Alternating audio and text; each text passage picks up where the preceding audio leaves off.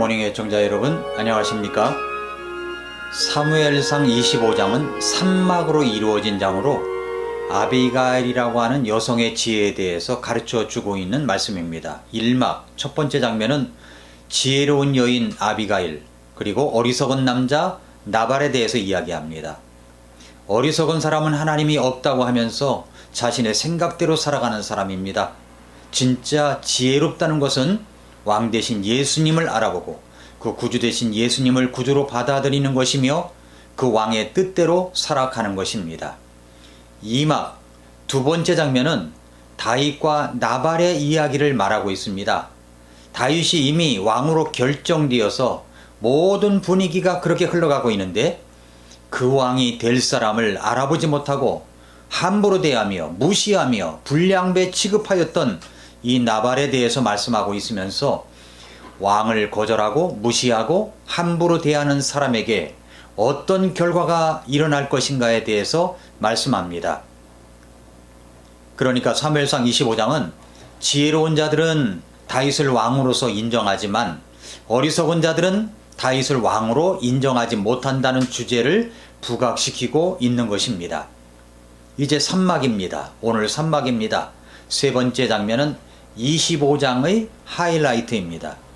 굳이 제목을 붙인다면 다윗과 아비가일에 대해서 말씀하고 있으면서 아비가일의 지혜로운 권고의 내용과 그 지혜의 권고를 받아들인 남자 다윗에 대해서 말씀하고 있고 그리고 어리석은 자 나발의 최후에 대해서 말씀합니다.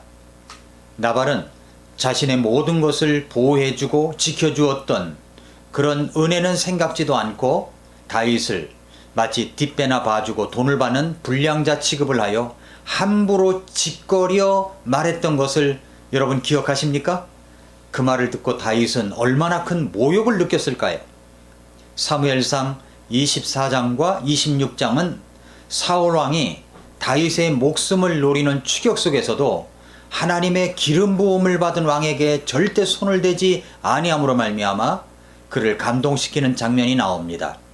그런데 25장은 한 사람의 말 때문에 군대 400명을 일으켜서 모든 남자는 다 죽여버리겠다고 일어나서 한 사람을 상대로 전쟁을 치르러 가는 다윗의 뭔가 맞지 않은 언밸런스적인 모습을 보여줍니다. 이런 급박한 상황 속에서 나발의 소년이 이러한 상황을 아비가일에게 알립니다.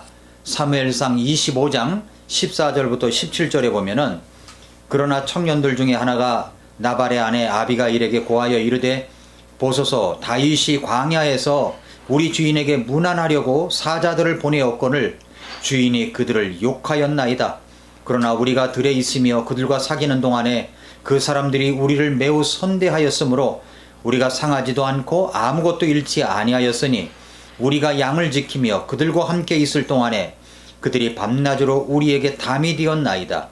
그런즉 이제 당신은 무엇을 할지 알아서 깊이 생각하소서. 우리 주인과 주인의 온 집안을 치려고 재앙이 결정되었나이다. 주인은 참으로 벨리알의 아들이므로 사람이 그에게 말도 할 수 없나이다 하더라 라고 했습니다. 여기서 벨리알이라는 말은 사악하고 가치가 없는 사람, 즉 반역하는 자, 말을 듣지 않는 자를 가리킵니다. 이 소녀는 아비가일에게 다윗은 의로운 사람이지만 나발은 불량한 사람이라는 것을 상세하게 이야기하고 있습니다. 자, 그러자 이야기를 들은 아비가일이 어떻게 합니까? 급하게 움직입니다. 아비가일이 여기서 아비가일의 지혜를 우리가 배워야 합니다.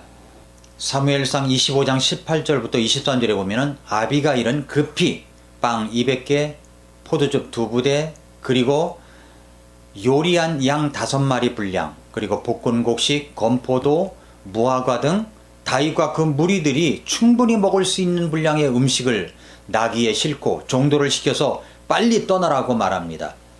이제 나발과 그에게 속한 모든 남자들이 다 이제 그들이 죽이겠다고 달려오는 다윗과 그의 군대를 빨리 만나 해결해야만 했었습니다.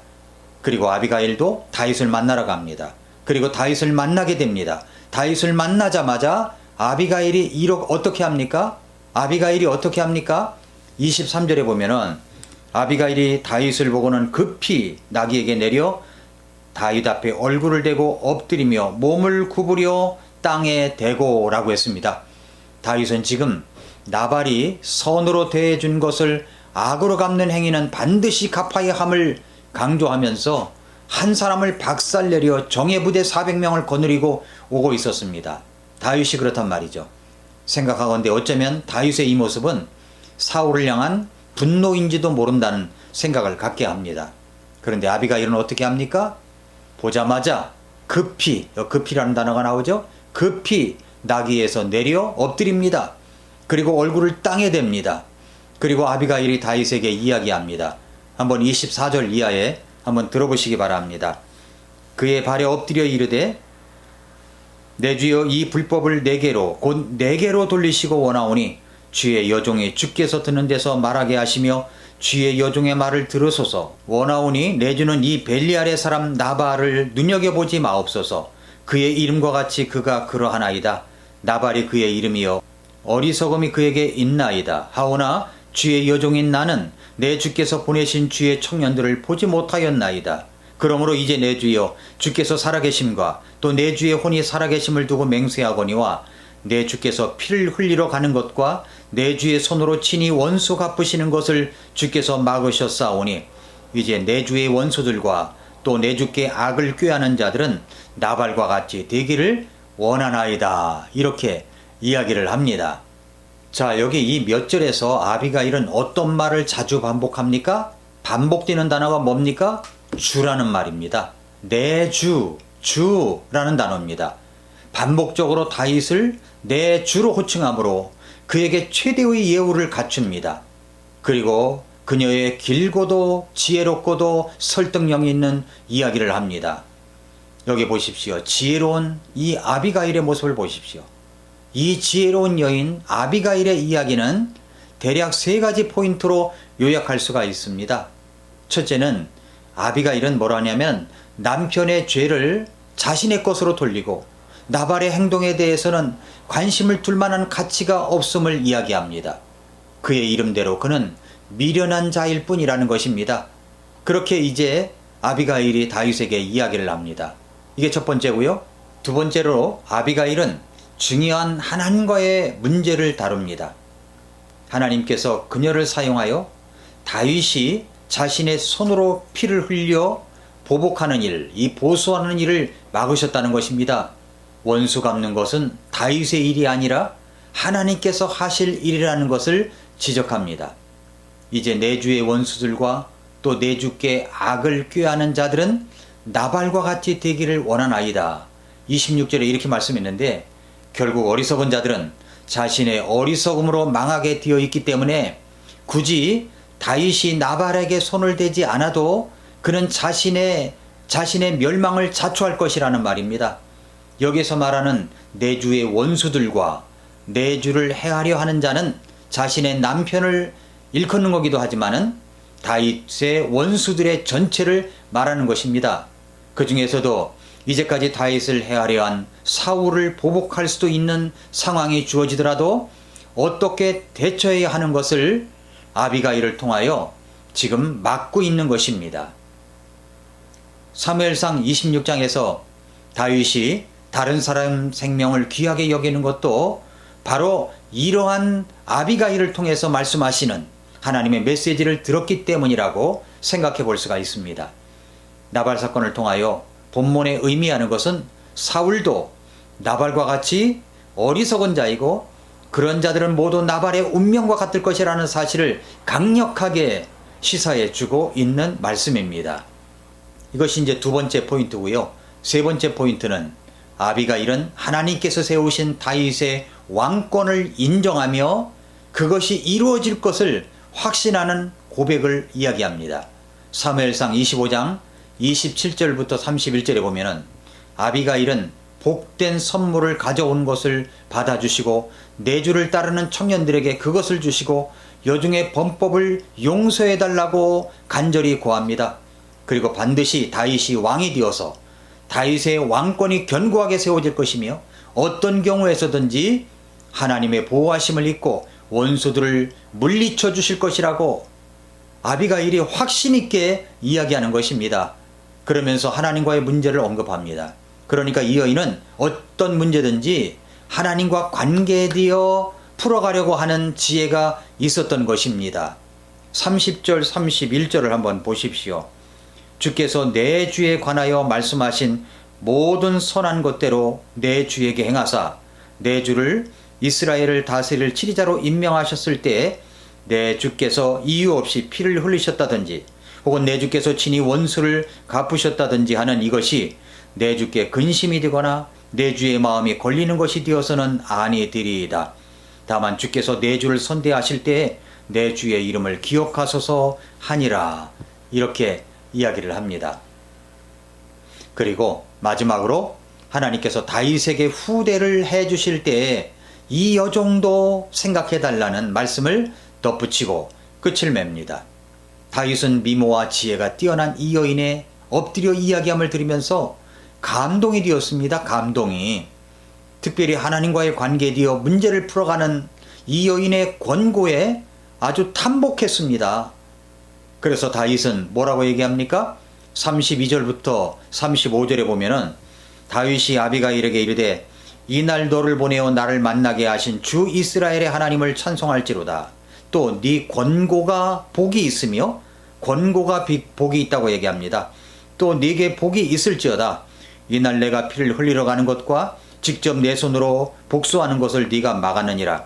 나를 막아 너를 해치지 아니하게 하신 주 이스라엘의 하나님께서 살아계심을 두고 맹세하노니 참으로 네가 급히 와서 나를 만나지 아니하였더라면 동틀 때에 담에다 소변 보는 자가 하나도 나발에게 남아있지 아니하였으리라 하니라.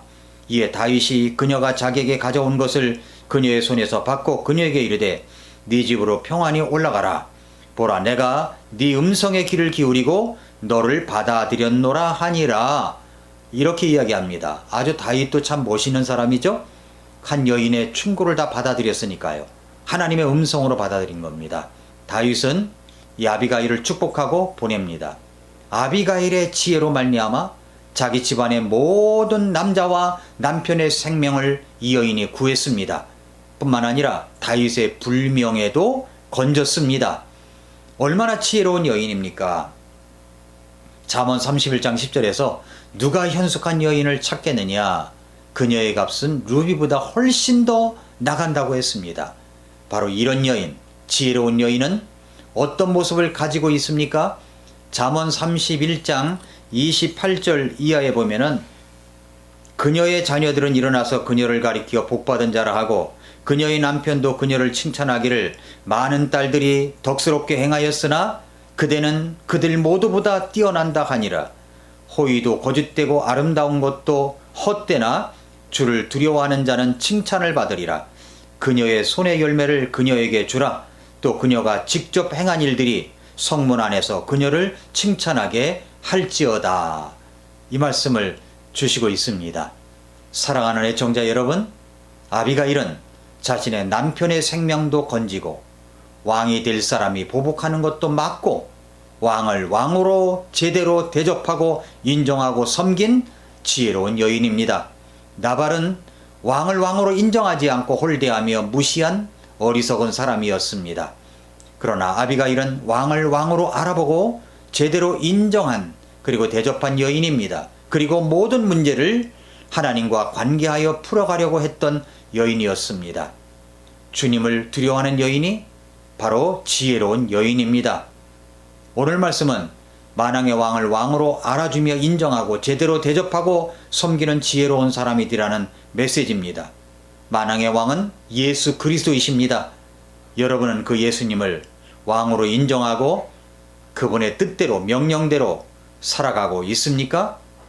여러분은 어떤 문제가 닥쳤을 때 여러분 주변의 지혜로운 권고를 잘 받아들이십니까? 아니 그렇게 지혜롭게 권고를 하는 편에 속합니까? 모든 문제는 하나님과 관계되어 풀어갈 때에 풀릴 수가 있습니다. 오늘도 미라클 모닝입니다.